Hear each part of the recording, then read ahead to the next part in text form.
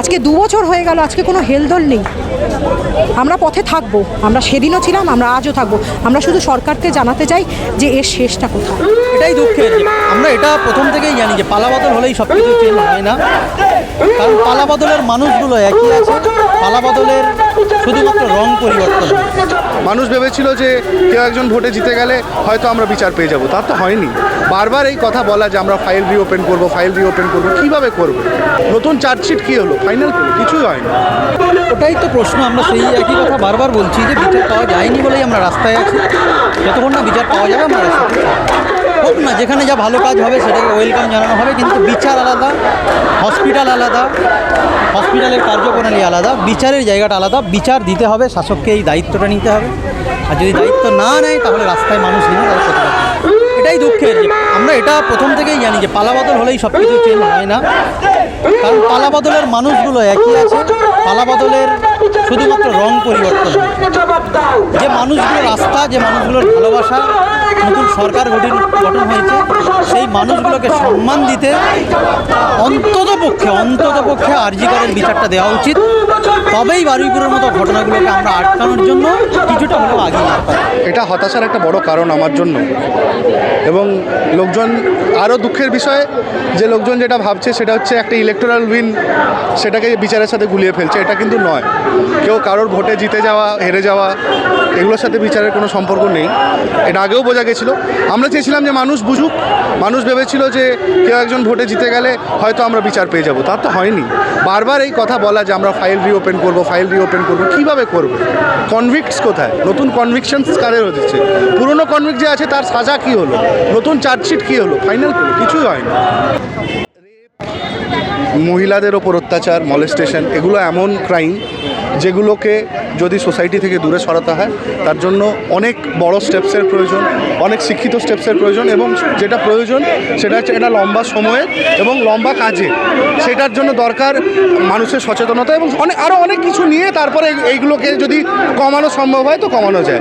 কিন্তু এখানে তো তার কিছুমাত্র দেখতে পাওয়া যাচ্ছে না, যেরকম ছিল সেরকমই আছে।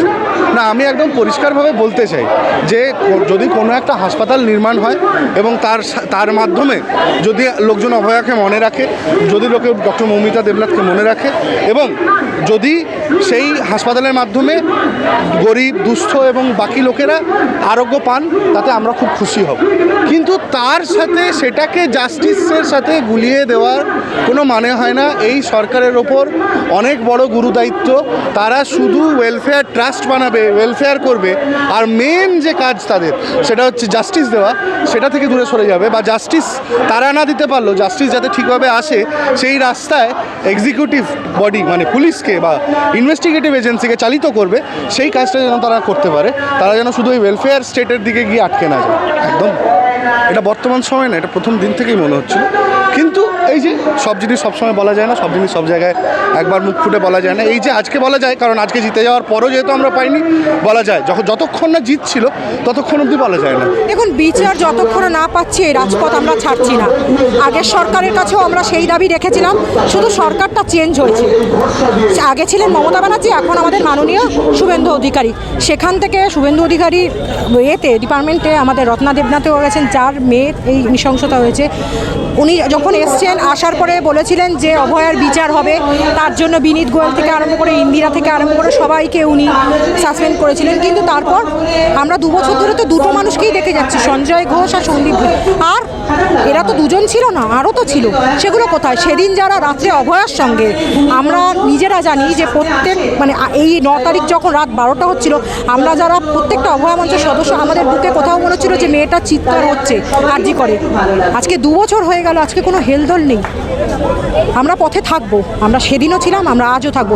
আমরা শুধু সরকারকে জানাতে চাই যে এর শেষটা কোথায়। আপনি তো অনেক বড় কথা বলেছেন, আপনার মাও নাকি বলেছেন যে আমার ছেলে প্রথম শপথ নেওয়ার পরে তার প্রথম যে কাজটা হবে সেটা অভয়ের ন্যায় বিচার। আজকে কিন্তু 9 আগস্ট হয়ে গেল, এখনও অবধি কিন্তু আপনি কোনো কিছু করতে পারলেন না। অথচ আপনি অন্নপূর্ণা প্রকল্প, নানান প্রকল্প করে যাচ্ছেন, নানান অনেকগুলো জিনিসও আপনি করছেন। আজকে মহিলাদের জন্য, সুরক্ষিতের জন্য অনেক কিছু বলছেন। এমনকি এমনকি এটাও বললেন যে সরকারি জায়গায় 2 মিনিট 1-2 মিনিটে নীরবতা পালন, 1-2 মিনিটে নীরবতা পালনে সব কিছু হয়ে যায়? হয় না তো। কেন আমাদের দাঁড়াতে হচ্ছে? বারুইপুরের ঘটনা হয়েছে, আপনি কিছু ফোনের মধ্যে সেই বারুইপুরের রাজসাক্ষীকে মেরে দিলেন, মেরে দিয়ে তার বাবা মাকে টাকা দিয়ে মুখ চেপিয়ে দিলেন। তা আপনিও তো সেই জিনিসটা করলেন, যেটা মমতা করতে গেছিল 10 লাখ টাকা অভয়ার মাকে, সেটা আপনিও তো করলেন। কানটা আপনি ঘুরিয়ে ধরলেন, সোজা হয়ে ধরলেন না। আমরা রাস্তায় থাকছি অভয়ার জন্য, অভয়াদের দোষীরা শাস্তি পেয়ে ছাড়া পেয়ে যাচ্ছে, কারণ সরকার ইন্ধন দিচ্ছে, সরকার ইন্ধন দিচ্ছে। তাও তো আমাদের কলকাতা এখনও লড়ছে। অন্য শহরে কিন্তু দিনের পর দিন, প্রত্যেকটা দিন রেপ হচ্ছে, প্রত্যেকটা দিন ধর্ষণ হচ্ছে। কটা খবর রাখে, কটা খবর? আপনি মিডিয়া, আপনি যদি আমাদের নিয়ে খবর দেন, হয়তো আপনার বাড়িতেও আপনার মা বোন আছে, তার উপরে আপনাকে তখন চুপ করে কিছু না কিছু খবর চেঞ্জ করতে হবে, কিছু করার নেই। শাসক যদি ঠিক না হয়, ধর্ষকরা দিনের পর দিন ধর্ষণ করে যাবে। তারা তো জানে যে আমি ধর্ষণ করছি, আমার কোনো কিছু হবে না। তো এটা তো আর হতে পারে না। দিল্লি নয়, সারা শহরে, আমাদের পশ্চিমবঙ্গেও আছে। আমাদের পশ্চিমবঙ্গেও রেড এলাকা থেকে, আদার্স জায়গা থেকে, আপনি সবচেয়ে বড় কথা প্রমাণ দিচ্ছি, এই যে রাস্তায় যে বাচ্চারা ছোট ছোট মানে রাস্তায় বাচ্চারা যে ভিক্ষা করে, একই এলাকার মধ্যে সব বাচ্চাদের আপনি দেখতে পান? আপনি কিন্তু পাবেন না। আজকে যে বাচ্চাটাকে রাস্তায় দেখতে পাবেন, কালকে কিন্তু পাবেন না। এরকম অনেক বাচ্চাদের কিন্তু রাতের অন্ধকারে পার করে দেওয়া হয় মোটা টাকায়। এবং সরকারি হসপিটাল থেকেও বাচ্চা চুরি এখনও কিন্তু হয়, অনেকে জানতেও পারে না। আয়াবাসীদের হাত করে, নার্সদের হাত করে প্রত্যেকটা দিন বিক্রি হয়ে যাচ্ছে।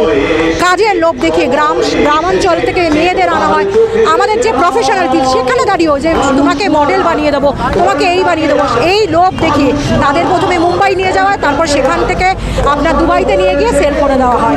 আমরা খবরও রাখি না। শুধু আজকে আমরা রেপের এগেনস্টে রাস্তায় নামিয়ে নিই, আমরা অনেক কিছুর এগেনস্টে রাস্তায় নিয়েছি।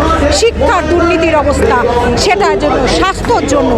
একটা ছেলে বা মেয়ে যে ডাক্তার হবে, সে ডাক্তারি পরীক্ষাটা দিতে পারছে না, প্রশ্নপত্র ফাঁস হচ্ছে যন্তর মন্তরে। আমরা যেটা দেখলাম, কেন হবে? কই আগে তো এতটা হতো না, আজকে কেন হবে? আজকে তো নাকি সোসাইটি পাল্টাচ্ছে। কি পাল্টাচ্ছে? রেপটা বাড়ছে, শাসকের ইন্ধন।